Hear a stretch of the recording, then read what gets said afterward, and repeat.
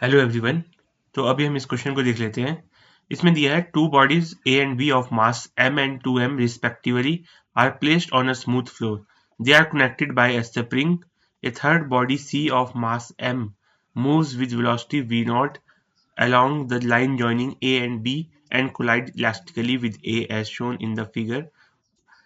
At a certain instant of time t0 after collision, it is found that instantaneous velocity a and b are same. Further, at this instant, the compression of spring is found to be x0. Sorry.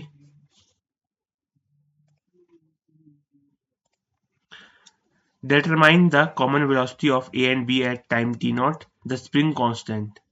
ठीक है, देखो figure मैं बना देता हूँ, figure नहीं बनाया है यहाँ पर. ठीक है, फिगर इस तरह से कुछ है. एक ब्लॉक है सी और ए और बी स्प्रिंग के साथ कनेक्टेड है. ठीक है, ए और बी स्प्रिंग के साथ कनेक्टेड है. ये वेलोसिटी वी नॉट से मूव कर रहा है. ये दोनों रेस्ट पे है. ठीक है, तो हमें इसमें बताना है determine the common velocity of A and B at time T naught and spring constant. ठीक है, अब हमारे को पता है at time T naught velocities of A and B are same. क्या होगा, सी आएगा, सी इसके साथ टकराएगा, सी रेस्ट पे आ जाएगा और ए वी नॉट वेलोसिटी से चलना शुरू करेगा. ठीक है, सी रेस्ट पे आ जाएगा और ए के पास वेलोसिटी आ जाएगी वी नॉट. ठीक है, वी नॉट वेलोसिटी. फिर टी नॉट इंस्टेंट पे दोनों की वेलोसिटी सेम हो जाएगी. At instant T equal to T naught A और बी की वेलोसिटी दोनों की सेम हो जाएगी वी डैश वी डैश. ठीक है, आई होप आपको समझ में आया होगा. तो हम इसको कैसे करेंगे, देखो applying conservation of linear momentum को कंजर्व करेंगे हम पहले इसमें. ठीक है, देखो इस इंस्टेंट पे दो इंस्टेंट है ये. इस इंस्टेंट पे फर्स्ट पे क्या होगा, इस इंस्टेंट पे ए के पास वेलोसिटी थी एम वी नॉट. ठीक है, तो फाइनली जब दोनों की स्पीड सेम हो जाएगी तो m के पास वेलोसिटी होगी v dash plus 2m. b का मास है 2m, a का मास है m, तो 2m इंटू वी डैश. ठीक है, दोनों की वेलोसिटी सेम हो जाएगी t equal to T naught पे दोनों की वेलोसिटी सेम हो जाएगी. ठीक है, तो m v naught equal to 3m v dash, m से m कैंसिल, v डैश आ जाएगा v नॉट बाय 3. ठीक है, आई होप समझ में आया होगा आपको. ठीक है, फर्स्ट इक्वेशन मान लेते हैं इसको. ठीक है, v डैश हमारे पास आ गया v नॉट बाय 3. ठीक है, common velocity of a and b at time t equal to T naught is equal to v naught by 3 at instant t equal to T naught पे. अब है second the spring constant. k निकालना है हमको, spring constant. ठीक है, spring constant कैसे निकालेंगे हम इसमें आगे देख लेते हैं. देखो अब हम इसमें एनर्जी को कंजर्व करेंगे. Applying energy conservation principle. ठीक है, तो half m V naught square. ठीक है, उस इंस्टेंट पे ब्लॉक के पास ब्लॉक है m, इसके पास वेलोसिटी आई वी नॉट, ये हो गया रेस्ट पे. ठीक है, इसके पास velocity I V naught, spring connected है और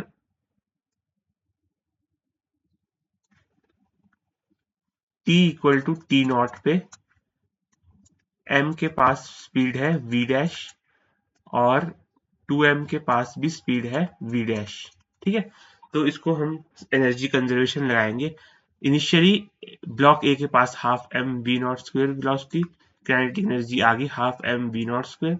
तो फाइनली m के पास काइनेटिक एनर्जी आएगी half m v dash square plus half 2m के पास आएगी kinetic energy v dash square plus उसमें पोटेंशियल एनर्जी स्टोर होगी स्प्रिंग में half K X naught square.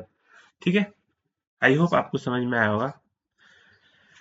T equal to T naught पे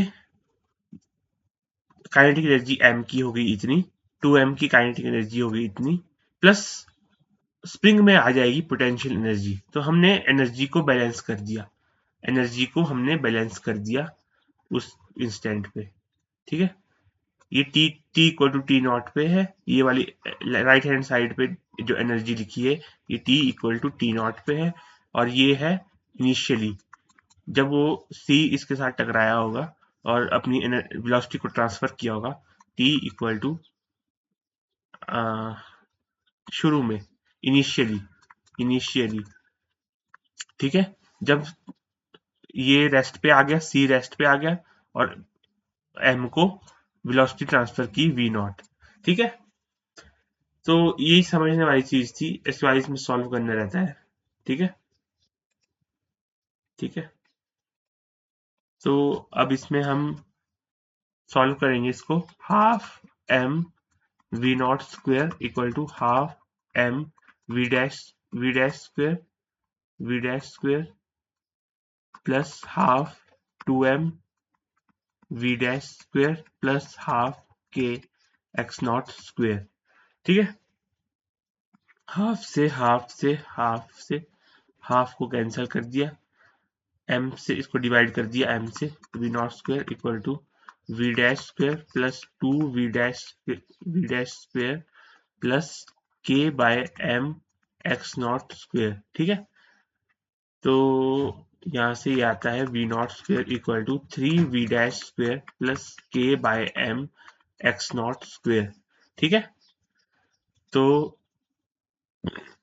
वी डैश पता है हमारे को वी नॉट बाय 3 है, तो इसको पुट करेंगे V dash square V naught square by 9 plus K by M X naught square.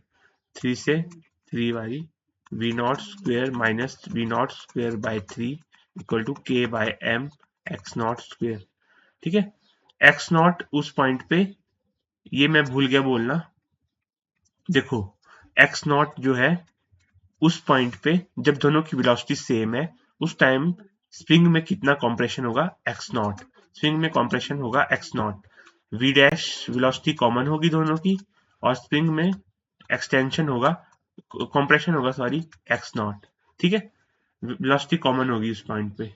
ठीक है, तो इसको लिखेंगे 2v0 square by 3 equal to K by M X naught square. ठीक है, तो k की वैल्यू आ जाती है 2m v0 square upon 3x not square. ठीक है, आई होप आपको समझ में आया होगा, ये आ गया k की वैल्यू। ठीक है, इतना स्प्रिंग कांस्टेंट रहा होगा। ठीक है, आई होप आपको समझ में आया होगा, देख लीजिए आप इसको। Thank you very much.